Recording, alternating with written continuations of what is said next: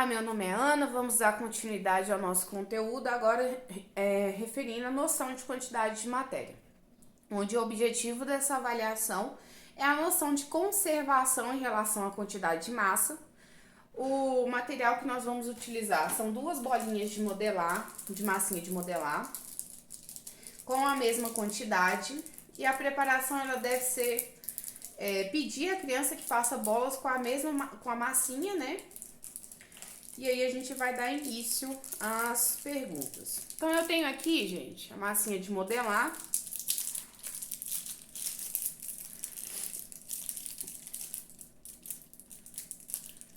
Então a criança ali, o indivíduo, ele tem que fazer o quê?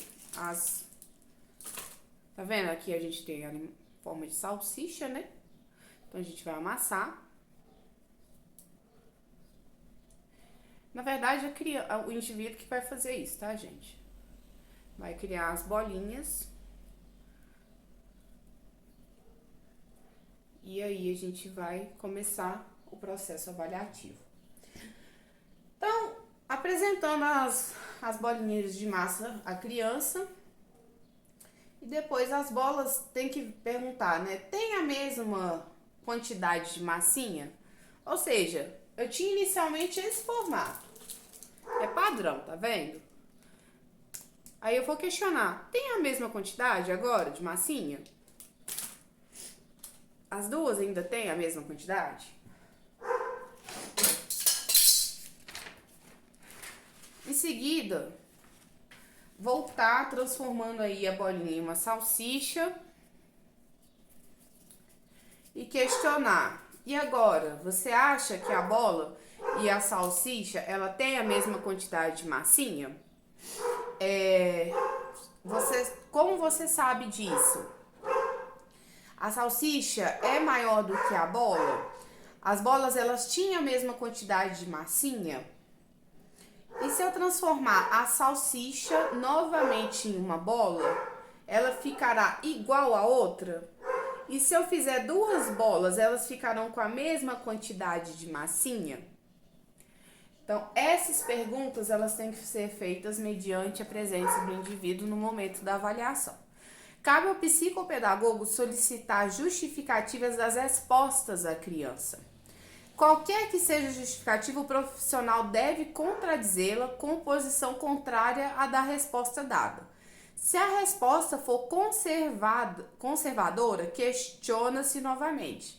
Depois pode-se modificar a salsicha para outro objeto, uma pizza, por exemplo, e repetir as perguntas adequando-as a essa nova forma, para então terminar a avaliação com retorno ao formato inicial. Então, a avaliação ela deve ser levada em conta as respostas da criança. O resultado ele pode apresentar 3 níveis diferentes. O primeiro nível, diante das transformações, a criança considera diferente a quantidade da massa, com o retorno ao formato inicial, esse dado pode ou não ser compreendido. O nível 2, a criança oscila entre a conservação e a não conservação. E o nível 3, a criança considera as transformações usando critérios de identidade, reversibilidade e compensação. Os critérios, eles são mencionados no nível 3, podem ser explicados da seguinte maneira.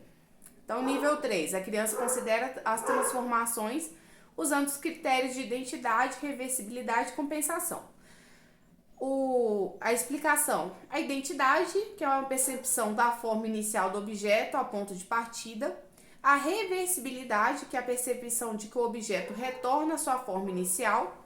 E a compensação, que é a percepção de que o objeto ele permanece igual. Então, ainda na mesma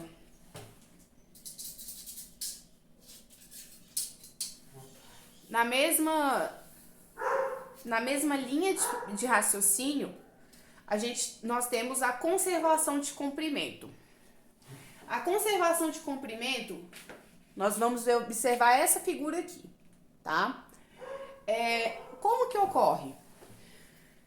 Nós vamos ter a avaliação de conservação do comprimento e o material utilizado vai ser uma corrente, duas correntes na verdade, uma de 10 centímetros e a outra de 15 centímetros. Então, essa corrente não pode ser até um barbante, tá? Sendo que eu tenho que mostrar à criança esses dois tamanhos diferentes e questionar, né? Consiste nas seguintes perguntas. Imagine que você vai andar em uma estrada. Temos a estrada A e temos a estrada B.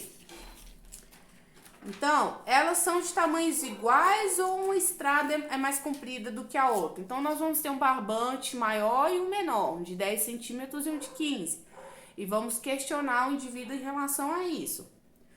Mudando a forma de uma das estradas, que é uma do barbante, da corrente que você utilizar, para uma linha curva, procurando deixar sempre no mesmo tamanho que a outra. Ou seja, eu tenho 10 centímetros aqui. Os 15 centímetros eles vão estar aqui no mesmo espaçamento, porém de forma curvada, tá? E agora, as estradas elas têm o mesmo comprimento? Então a avaliação ela vai ser conforme as respostas. Deve ser considerado os níveis, né? O primeiro nível. A criança não tem noção de conservação e afirma que a estrada curva tem um comprimento menor. O segundo nível, a criança oscila na transformação e apresenta respostas instáveis.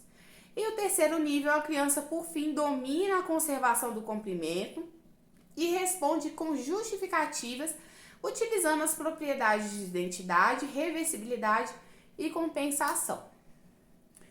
Agora nós vamos verificar a conservação de peso.